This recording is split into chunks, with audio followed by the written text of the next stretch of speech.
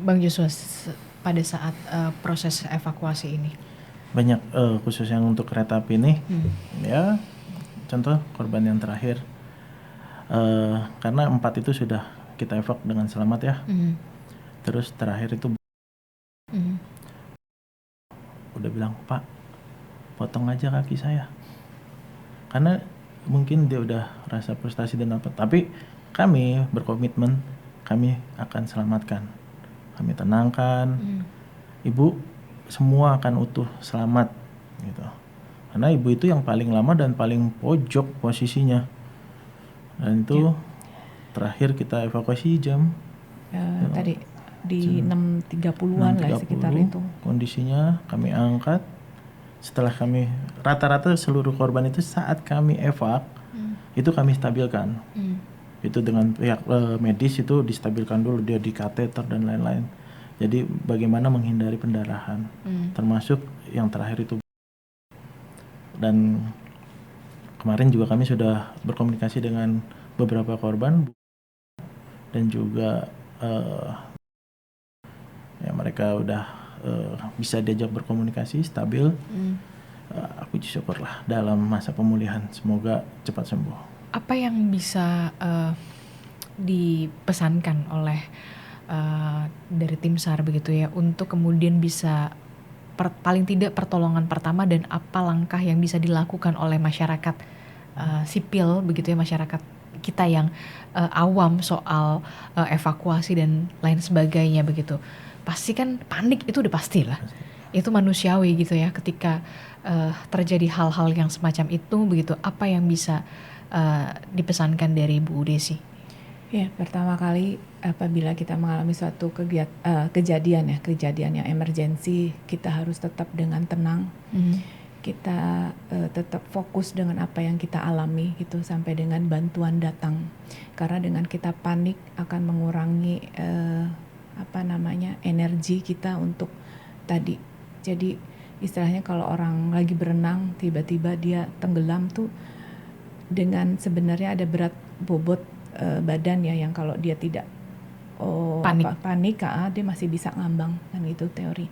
Nah sama ini juga halnya pada saat kita berada di suatu hal ya tadi, kalau ini kan kecelakaan ya, itu memang di luar kewenangan kita nih, di luar sifat kita nggak bisa nolongin diri sendiri gitu. Cuman tadi secara mental pastikan kita akan selamat itu ya sampai bantuan datang. Dan tadi pun kalaupun masyarakat ada yang memang tahu lebih dulu ya, tadi kita ada emergency call yang harusnya bisa ya setiap saat itu dihubungi gitu. Dan Indonesia ini banyak sekali sebenarnya emergency call yang mungkin masyarakat juga bingung hubunginya kemana. Ya itu gitu. Kita harus menghubunginya kemana Bu kalau untuk SAR sendiri? Untuk kami call center 115 gitu ya. Dan untuk Jakarta sendiri kami siapkan juga ada barcode, itu ada nomornya layanan SAR Jakarta.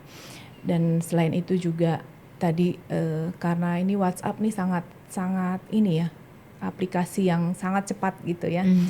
Dan sebenarnya itu aplikasi yang menurut kita secara ininya belum terdokumentasikan ya, entah menit keberapa, jam keberapa. Mungkin tadi perlu ada evaluasi bersama gitu ya untuk kedepannya, baik dari pemerintahan dan juga dari pemberi jasa layanan misalnya KAI-nya.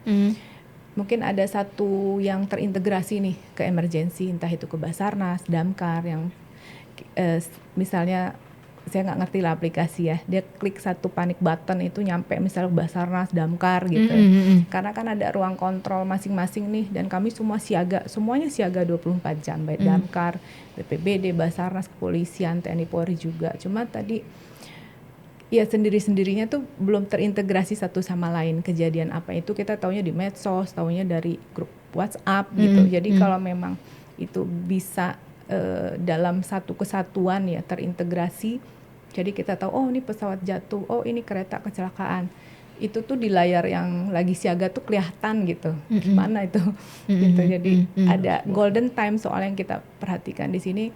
Kejadian kan sekitar 21.50 ya kalau nggak salah, itu yang dari medsos juga.